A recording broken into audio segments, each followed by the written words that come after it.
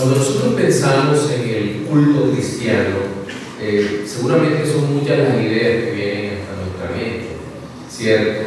Y creo que eso ha sido a causa de los mal informados o la mala práctica que hemos tenido durante muchos años de cómo debería ser el culto cristiano. Una de las formas de corregir las dificultades es a través del estudio de la liturgia. Y una correcta liturgia creo que nos permite adorar a Dios como Él exige ser adorado. Dentro del culto cristiano, seguramente la parte de las ordenanzas o sacramentos son también de vital importancia, porque es muy poco lo que actualmente se enseña sobre los sacramentos, es decir, la cena del Señor por una parte y por otra parte el bautismo en agua. El apóstol Pablo, cuando habla de la cena del Señor, es muy cuidadoso, sobre todo en el capítulo 11 de la primera carta a los Corintios, que es el capítulo que estamos exponiendo en nuestra serie de sermones expositivos. Y hoy nos vamos a ocupar de la sección que va desde el capítulo 11, versículo 17 hasta el 20. Y vamos a ver que en todo este capítulo hay tres secciones básicas que hablan sobre la cena del Señor. En primer lugar, nos habla sobre el tema de los abusos en la cena del Señor, para luego hacer una definición de la cena del Señor y posteriormente advertirnos sobre el peligro de tomar indignamente la cena del Señor. Naturalmente son bastante amplios y en nuestra mañana de hoy nos vamos a ocupar únicamente sobre lo que tiene que ver con los abusos de la cena del Señor. Y para eso quiero invitarles a abrir y a leer el texto que les acabo de mencionar, es decir, 1 Corintios 11, del 17 al 22, que dice de la siguiente manera. Voy a leerlo en versión Reina Valera. Pero al anunciaros esto que sigue, no os alabo, porque no os congregáis para lo mejor, sino para lo peor. Pues en primer lugar, cuando os reunís como iglesia, oigo que hay entre vosotros divisiones, y en parte lo creo. Porque es preciso que entre vosotros haya disensiones, para que se hagan manifiestos entre vosotros los que son aprobados. Cuando pues os reunís vosotros, esto no es comer la cena del Señor, porque al comer cada uno se adelanta a tomar su propia cena, y uno tiene hambre y otro se embriaga. Pues ¿qué? ¿No tenéis casas en que comáis y bebáis? ¿O menospreciáis la iglesia de Dios y avergonzáis a los que no tienen nada? ¿Qué os diré? ¿Os alabaré? En esto no os alabo. Hay algo importante para darle contexto a la predicación. Y varias veces hemos dicho que gloria a Dios, porque en la iglesia primitiva se cometieron todos estos errores que el Señor a través de sus santos apóstoles fue corrigiendo para que nosotros podamos corregir hoy en día lo que también tenemos deficiente, sobre todo en temas como estos, el tema del culto cristiano, que es tan importante. Ahora bien, en el pasaje que acabamos de leer, decía que es una parte de toda la sección que va desde el 17 hasta el 34, pero allí no para toda la temática sobre el culto cristiano, sino que en el capítulo 12, en el capítulo 13 y en el capítulo 14 vamos a tener cómo el Señor ordena a su iglesia, y va a tener un cierre maravilloso cuando hable acerca de los dones espirituales y la profecía de las lenguas. Y vamos a explicar en su momento por qué todo eso cesó. Pero digamos que esto nos va a servir como introducción, que nos va a permitir entender que hay una corrección para la iglesia que estaba incurriendo en pecados muy serios. En el texto que leímos, en primer lugar, observamos que hay un llamado de atención bastante fuerte. Digámoslo, que el apóstol Pablo exhorta a la iglesia, a los corintios, para que tengan una actitud correcta en el culto, especialmente en la cena del Señor. Pero posteriormente va a hablar sobre la práctica cristiana en la cena del Señor, en el culto cristiano.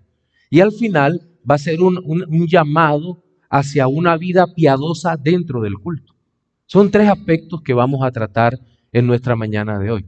Y entonces vamos a iniciar por los versículos 17 hasta el 19, en donde el apóstol Pablo nos presenta en primer lugar la actitud como debemos estar en el culto, especialmente en la Santa Cena o en la Cena del Señor. Y nótese que dice, pero al anunciaros esto que sigue, hay continuidad en el texto, porque si usted recuerda la última vez que estuvimos predicando, primero a los Corintios, él ha hablado sobre el atavío de las mujeres, sobre todo en lo que tiene que ver con la señal de autoridad. Hablamos sobre el velo, sobre todas estas cosas que son tan importantes y explicamos dentro de su contexto. Eso era en el culto cristiano también, pero ahora está hablando de la cena del Señor. Es decir, está exponiendo un tema dentro del culto, pero que ya no tiene que ver mucho con lo que acaba de dejar atrás. Sí, es el mismo culto, pero ahora introduce el tema ya de la cena del Señor y cómo comportarse en el culto. Pero hay una amonestación, dice, al anunciar esto que sigue, no os alabo. Recuerde que en 11:2 les había dicho, yo os alabo, pero ahora no os alabo.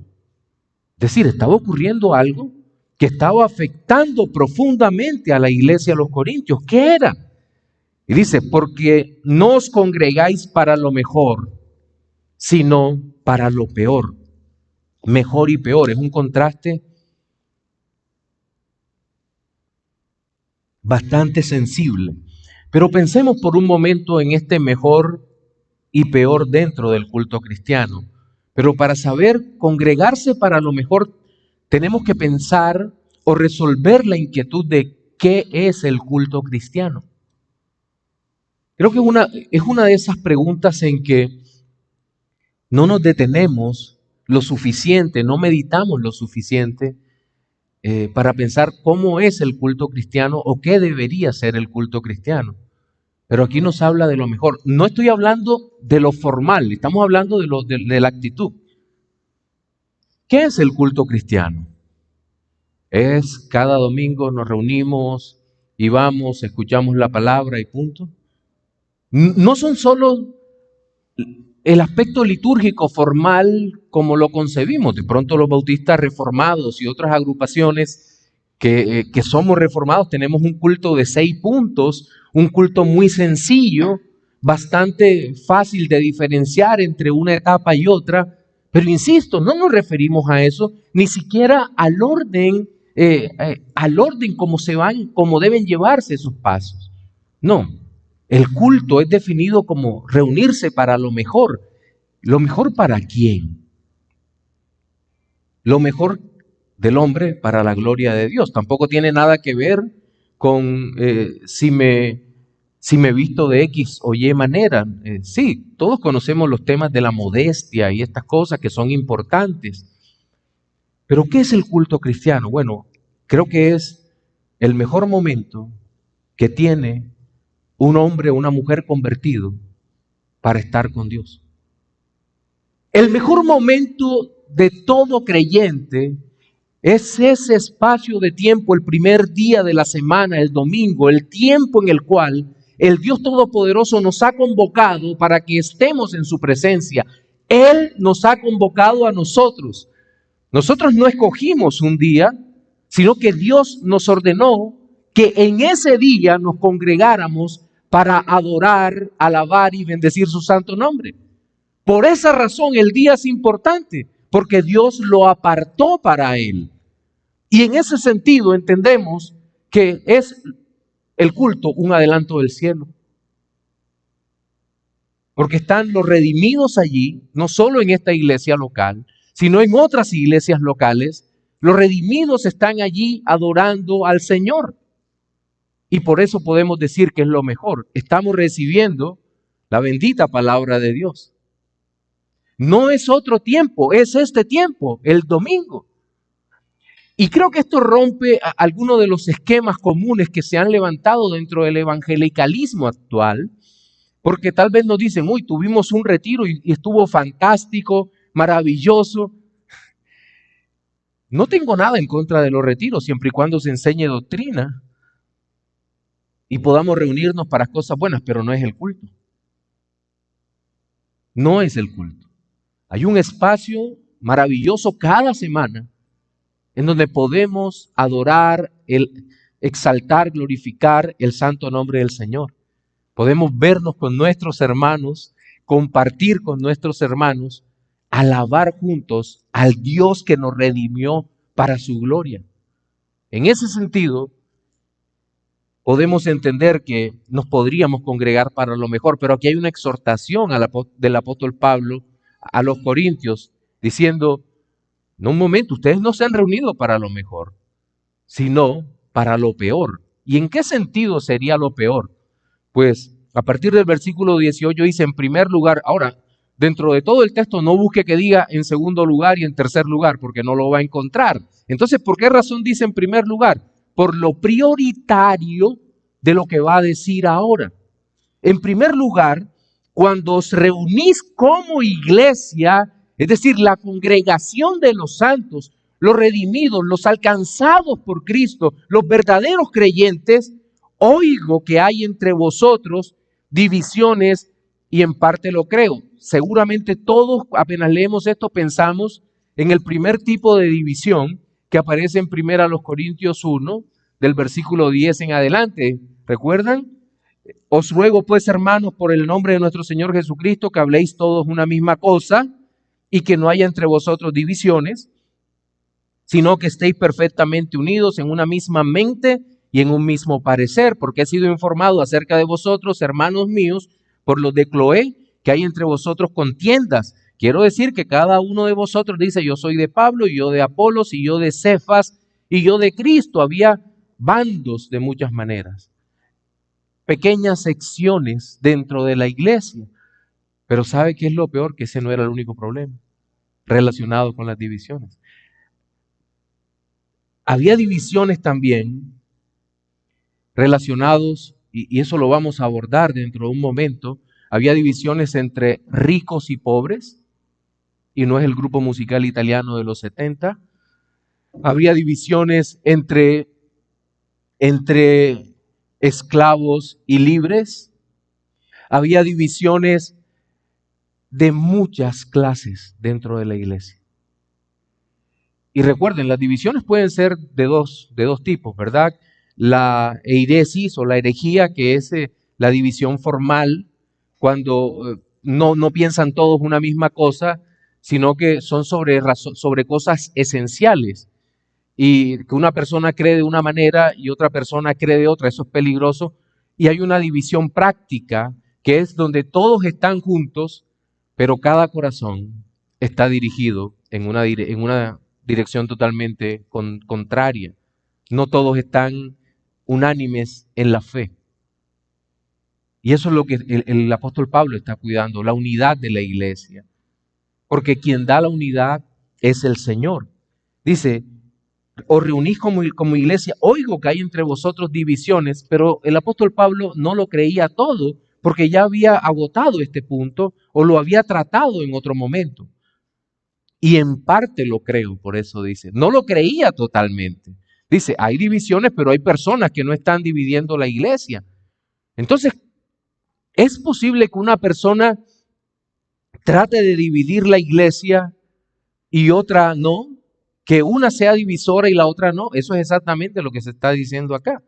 Ya en el versículo 19 se aclara más el punto y dice, porque es preciso, no es una obligación dividir, sino que es necesario que esto ocurra, y el Señor, que es totalmente soberano, usa el pecado del hombre para corregir y para mostrar su gloria.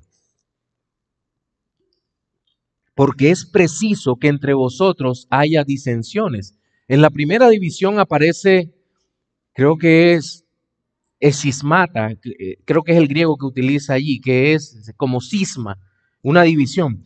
Y luego utiliza una palabra sinónima. Es preciso que entre vosotros haya disensiones para que se hagan manifiestos entre vosotros los que son aprobados. Aprobados. ¿Aprobados en qué? Aprobados en la fe.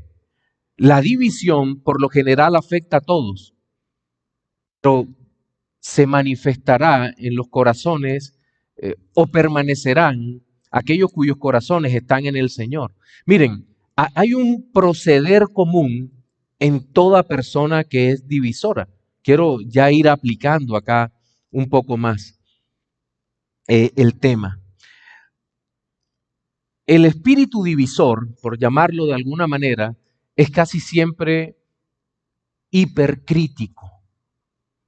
Critica absolutamente todo lo que hay en una congregación o iglesia local. Y tiene una capacidad terrible para disfrazarse de piedad.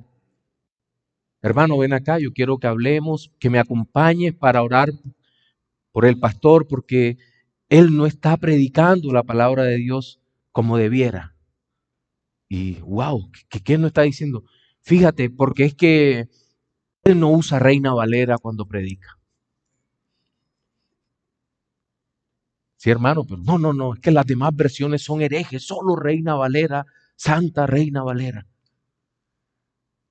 Pero pueden ser cosas también que para nosotros tal vez sean cuestiones formales. Está el divisor que es experto en homilética. Es que el pastor, las transiciones entre los puntos no son invisibles. Como dice en el libro tal, en tal tratado, son demasiado bruscas. Y de pronto responde el otro. Pero el pastor John Stott, las transiciones eran bruscas y tal vez era uno de los mejores explicadores. No importa. Ah, ok. O dice, las aplicaciones no las hace al final donde debe ser, sino que en cada punto hace una aplicación y en tal y tal libro dice que deben ser al final. Bueno, siendo la homilética un arte, él puede aplicarla en cada punto. ¿Cuál es el problema? No, señor, tiene que ser al final. El espíritu divisor generalmente actúa de esa manera y critica absolutamente todas las cosas, afecta, trata de que las personas sean afectadas en sus conciencias. Luego va por allí, empieza a crear un mal ambiente, qué sé yo, invita a comer, cualquier cosa, y termina afectando profundamente las conciencias hasta que termina sugiriendo algo como esto. Esa iglesia está mal y debemos hacer una iglesia en donde se hagan las cosas bien. Y en esa iglesia, naturalmente, el pastor soy yo. Eso puede ocurrir, ese tipo de pensamientos.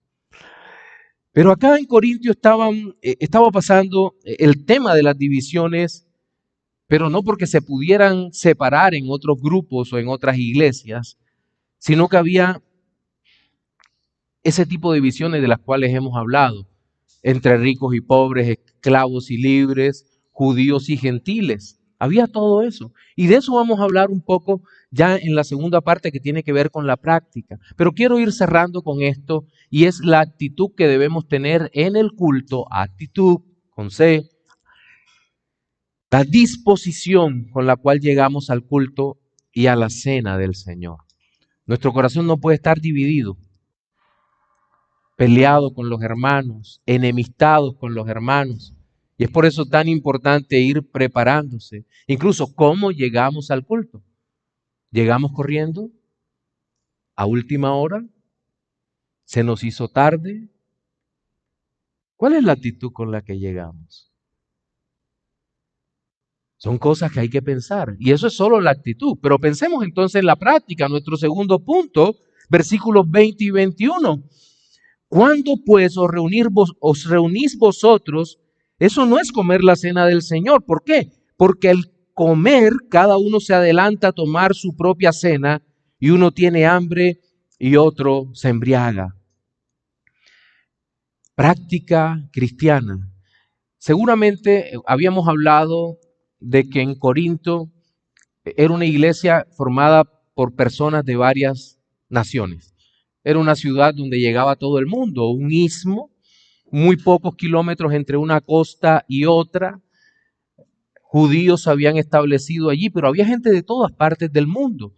Era un lugar cosmopolito. Digamos, había gente cosmopolita, había gente de todas partes del mundo allí. Pero los judíos y los gentiles tenían diferencias, llamémosle, y que eran diferencias sensibles en cuanto a la manera de vivir. Los corintios se habían levantado en un ambiente pagano, mientras que los judíos se habían levantado en un ambiente judío. ¿Cuáles serían más ordenados? Obviamente los judíos eran más ordenados. En su formación en la sinagoga, todo tenían un culto ordenado y era importante que eso se viera reflejado en la iglesia. ¿Cómo eran los cultos paganos? Eran un completo desorden. Entonces, pero había esa división entre judíos y gentiles y entre ricos o pudientes y pobres.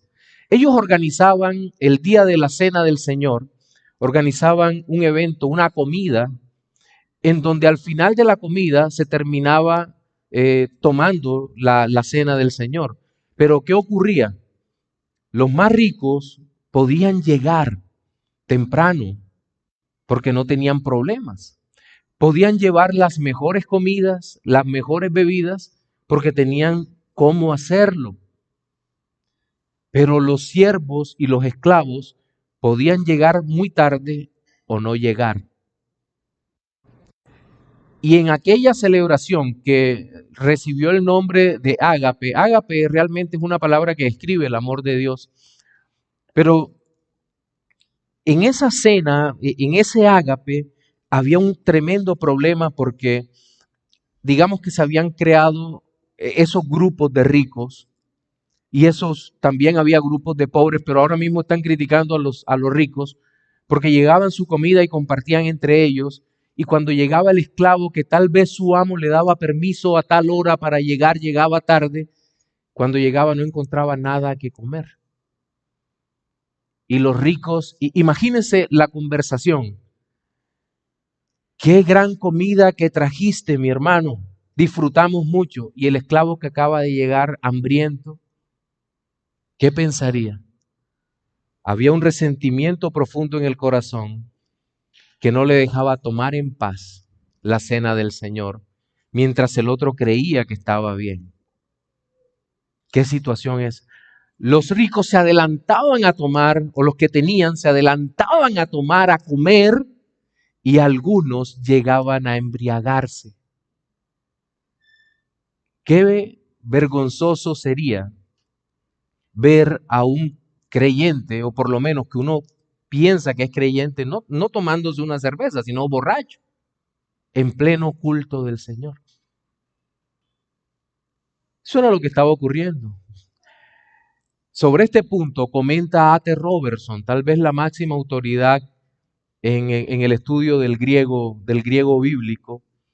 Dice A.T. Robertson que seguramente este es el momento de la historia en donde se separó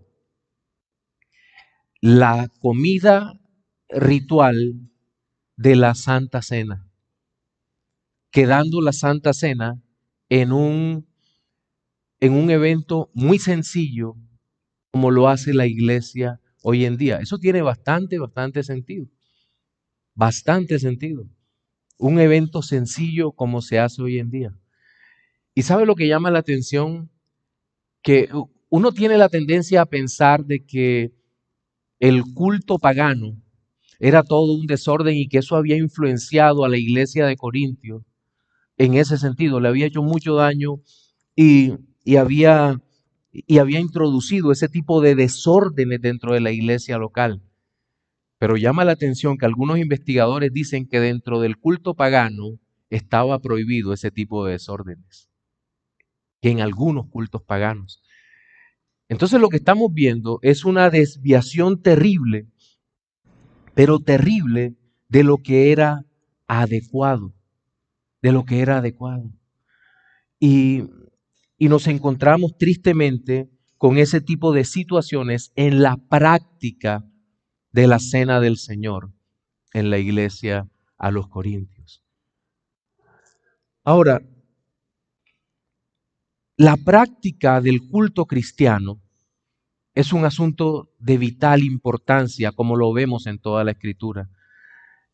En esta sección habíamos dicho que va desde 11:2 hasta 14:40 de Primera a los Corintios. La sección se cierra diciendo, pero hágase todo decentemente y en orden. No sé si usted, creo que me está siguiendo. Mis hermanos, lo que está diciendo aquí es la importancia del orden en el culto cristiano. No es que el orden es un elemento del culto cristiano, el orden es el culto mismo. El orden en el culto cristiano, el orden es el culto mismo. Porque es la forma como entendemos al Dios de la Biblia que se ha revelado a nuestras vidas. Cuando insistimos en el orden, no es porque somos cuadriculados, porque las iglesias les gusta tal o tal cosa, o porque a los pastores no les gusta el ruido. No, el orden es por la reverencia del Dios Santo que nos ordena cómo vivir y que no le gusta el desorden en la adoración de su persona, de cómo es Él. Ahora, ¿y cuándo empieza el orden? ¿En qué momento? Desde el momento mismo en que el día anterior nos estamos preparando para cómo presentarnos en la iglesia del Señor. Y creemos que hay cosas que no tienen que ver con el orden. ¿Qué pasaje dijo, hermano? ¿Qué dijo el pastor? Y el otro contesta, Primera a los Corintios 17:20.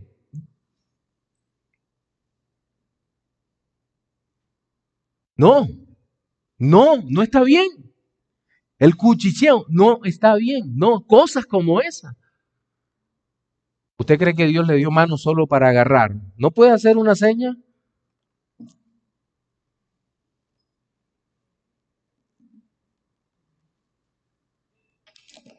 ¿No es más fácil? Cosas como esa. Llegar con el café, con el agua. No tiene tanta importancia. Pastor, usted es muy legalista. No. Es un tema de reverencia al Dios Todopoderoso. 15 minutos de receso, pero a mí se me ocurre ir al baño, es justo cuando va a empezar el sermón. O me levanto a hacer cualquier cosa justo cuando va a empezar el sermón. Si usted no es pastor o diácono, usted no tiene nada que hacer afuera. A nosotros nos gustaría estar sentados a todos, pero nos toca ir a ver cómo están los niños, esto otro, aquello otro. Cosas como esa que son elementales en el culto hoy en día, son importantes. Recuerdo que alguna vez, hablando con unos amigos, son amigos, pastores pentecostales, dicen, Ale, ¿ustedes son bautistas? Sí. Ustedes son esos que cuando una mosca pasa aleteando muy duro la sacan, ¿verdad? Yo le dije, eso queremos ser. Eso. Pero no es porque le tengamos rabia a los hermanos, no, es por el tema del orden. Ahora, aquí es cierto, en Corintio había un problema mucho más serio, porque había un desorden en la cena, en todo, en la comida.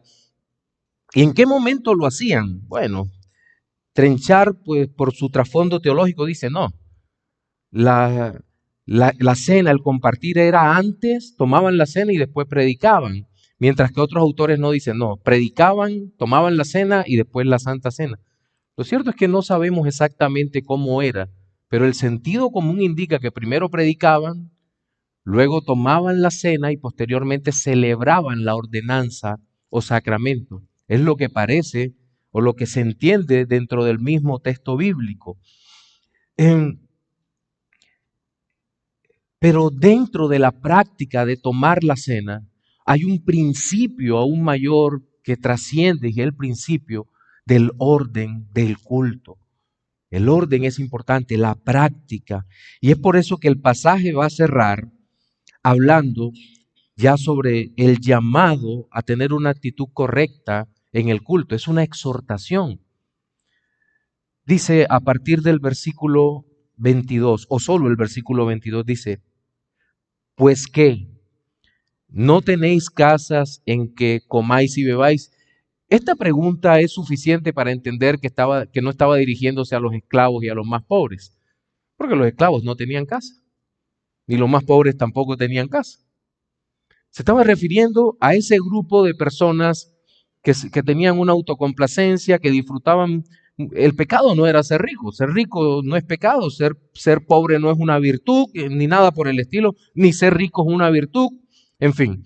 El problema era lo que estaban haciendo en ese momento. Les decían, ¿no tenéis casas en que comáis y bebáis? Es una pregunta retórica cuya respuesta era, sí, sí tienen casa donde comer y beber.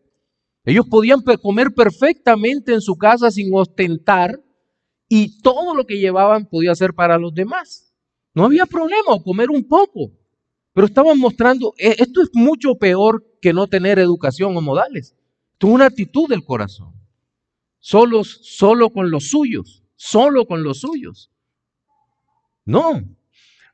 O menospreciáis la iglesia de Dios y avergonzáis a los que no tienen nada. Wow, esta pregunta es tremenda porque les está diciendo a los que hacían eso que los más pobres también eran la iglesia del Señor. Porque aquí la iglesia no es el edificio, sino que les dice, menospreciáis a ellos que son la iglesia del Señor, menospreciáis a los que no tienen nada. Usted sabe que esto no es un pecado exclusivo de la iglesia de los Corintios, ni es un pecado exclusivo de la antigüedad, ni es un pecado exclusivo de los ricos, sino que es un pecado de nuestro corazón, de nuestra alma, que continuamente creamos grupos. Los grupos no son malos, pero cuando es un grupo que discrimina al otro, es pecado. Los ricos en este caso podían discriminar por eso, porque son ricos y porque querían estar allí y no aceptaban en esa comunión a los pobres. Eso puede pasar. Pero ¿cuántos grupos hacemos hoy en día? Y podríamos discriminar de alguna manera. No es que los que estudiamos más, no nos juntamos con este que estudia poco. No lo queremos en nuestro grupo. Es muy tonto. O los que oran más. Ahorita Luis hablaba sobre eso, que hablaba sobre la oración de 5 minutos o 1 hora. No, los que oramos 1 hora, no nos mezclamos con esos paganos que solamente oran 5 minutos y que no publican de que oran 1 hora. No, siempre nuestra mente está fabricando divisiones. ¿Cómo discrimino a los demás? Ahora, es imposible no tener más comunión con unos que con otros. Yo no estoy diciendo que el Señor dice, amad a vuestros hermanos, sí. Pero todos, es verdad que todos tenemos hermanos favoritos, eso usted no lo dude. Todos tenemos personas favoritas en nuestra vida. Yo pregunto aquí, ¿cuáles son mis dos mejores amigos? Y todo el mundo sabe. Todo el mundo sabe con quiénes son las personas con las que más ando, o con las que tenemos más afinidad. Eso no es pecado. Todo el mundo tiene derecho a tener mejores amigos. No es ningún pecado. También por aquella ley de la atracción moral, ¿cierto? A los que nos gustan las mismas cosas. De pronto a los que nos gusta el deporte, andamos más juntos, hablamos más de esas cosas. O los que, qué sé yo, a los que les gusta el arte, andan más juntos. A los que les gusta algún tipo de música, andan más juntos. La buena mesa también tiene sus fans. Siempre hay algo, y a nivel eclesiástico lo hay. El problema está cuando hacemos de eso la base para separarnos de todos los demás. Las personas, hay lugares en donde las personas más pobres son altamente discriminatorias con los que tienen un poco más. ¿Cierto? No, es que no lo queremos acá porque él es demasiado rico. No lo queremos. Y eso puede pasar. Y pues eso es muy malo. De verdad que es bastante malo. Cualquier forma de discriminación que menosprecie a algún miembro de la iglesia de Dios, estamos menospreciando a Dios mismo. Ahora hablábamos sobre, ¿hay hermanos difíciles de amar? Sí, hay hermanos que parecería que es imposible amar. Donde decimos, wow, nuevamente viene este hermano. Sí, ¿qué hacemos? Pues pida la ayuda al Señor. Recuerdo que a nivel anecdótico, alguien que fuera mi pastor me decía, mira, él me contaba que había un hermano que siempre llegaba con él y le hacía las preguntas más tontas del mundo sobre el mismo sermón. Pastores, o sea que esto quiere decir tal cosa. Sí, obvio. Pero dice que alguna vez orando se puso a meditar sobre por qué aquel hermano llegaba todos los días, todos los domingos a preguntarle cosas que para él eran muy tontas o muy obvias. Y empezó a orar y se empezó a interesar en la vida del hermano. ¿Quién es? ¿Dónde vive? ¿Qué hace? Comprendió que era un hombre muy solitario. No tenía casi amigos. No saludaba a nadie en la iglesia. Tenía cualquier cantidad de complejos. Y la forma de decirle al pastor, ayúdame, era haciéndole esas preguntas tan tontas. Y él averiguando todo eso, empezó a decirle, ¿sabes qué? Ahora no puedo hablar, pero ¿qué tal si hablamos tal día? Dice que si lo citaban a las 7 de la noche, el hermano ya estaba ahí desde las 6. Y empezó a tomarle muchísimo cariño y en ese proceso hicieron una gran amistad. Nosotros no conocemos realmente las situaciones que viven los demás. No tenemos la menor idea. Como iglesia local, estamos llamados realmente a cumplir ese glorioso mandamiento de amarnos los unos a los otros. El apóstol Pablo cierra diciendo, ¿qué os diré? ¿Os alabaré? En esto no os alabo, no os alabo. Pero como aplicación, ¿qué quiero que entendamos? Quiero que veamos la actitud de aquel que lo tiene todo, de nuestro Señor Jesucristo. Literalmente lo tiene todo. Desde la eternidad o desde su morada celestial, el Señor había decretado salvarnos, pero luego viene la ejecutar en el tiempo una redención tan grande. Y el Señor nos ve perdidos, sin esperanza en nosotros mismos, condenados, hundidos en nuestros delitos y pecados, en nuestra maldad, y creyendo que ni siquiera necesitábamos a Dios. Autosuficientes, arrogantes, perversos, malvados, alejados de Dios, alejados de Cristo. Cualquier persona racional no hubiera dado nada por nosotros. Pero el Dios impasible nos miró con amor eterno y dijo, estos humanos arrogantes que no son dignos de compasión, voy a redimirlos de la manera en que nosotros menos pensábamos. Eso lo decidió antes de la fundación del mundo. Haciéndose hombre, pero sin pecado. Y vino a la tierra, no nos menospreció. Por el contrario, no nos avergonzó, sino que mostró toda su humildad viviendo entre nosotros. Y viviendo entre nosotros, vivió la vida que ninguno de nosotros podía vivir, sino que nos acercó a Él, muriendo la muerte que merecíamos vivir. El horror de la cruz, el horror del infierno en la cruz lo padeció por nosotros. Y estando en la cruz, Incluso oró por aquellos que lo injuriaban allí, que lo maltrataban. Perdónalos porque no saben lo que hacen. Dio su vida por nosotros, el Señor Jesucristo. Derramó su sangre.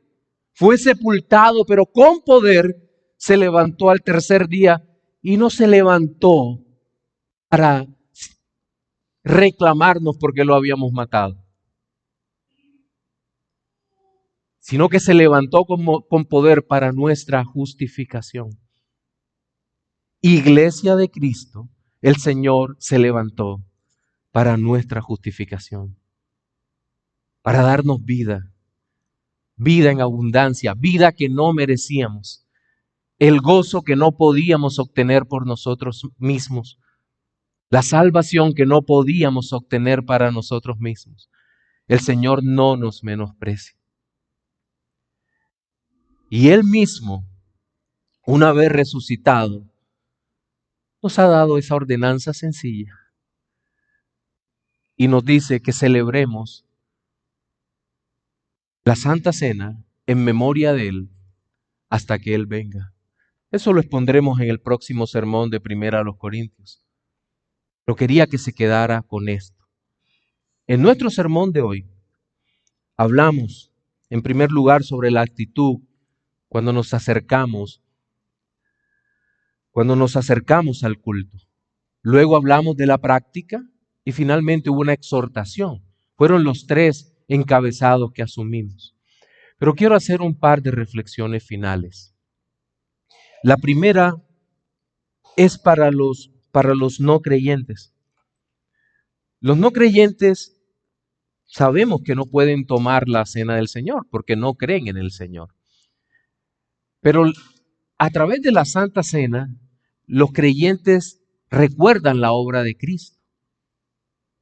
Los no creyentes deberían mirar, si hay alguien aquí que no conoce al Señor, debería mirar en esa celebración de la ordenanza de la Santa Cena, que la obra de Cristo llama o ha llamado a personas que no conocían al Señor y los ha integrado al pueblo, a Él. Y que es un llamado del Evangelio para que vengan a los pies de Cristo. Vengan a los pies de Cristo en arrepentimiento y fe, para que puedan conocer al Señor y puedan participar como pueblo de Dios en arrepentimiento y fe. Pero hay un llamado para nosotros y creo que el llamado está en cada una de las tres partes del sermón que acabamos de predicar. Primero es cuál es la actitud con la cual venimos al servicio. Segundo, cómo practicamos. ¿Cuál es la forma como practicamos el servicio al Señor? ¿Somos reverentes? ¿Somos cuidadosos? Y en tercer lugar, hay una clara exhortación para que no discriminemos entre unos y otros, para que no menospreciemos a la iglesia del Señor, pues todos y cada uno de los que ha sido redimido por Cristo es parte de la iglesia del Señor. Soli Deo Gloria.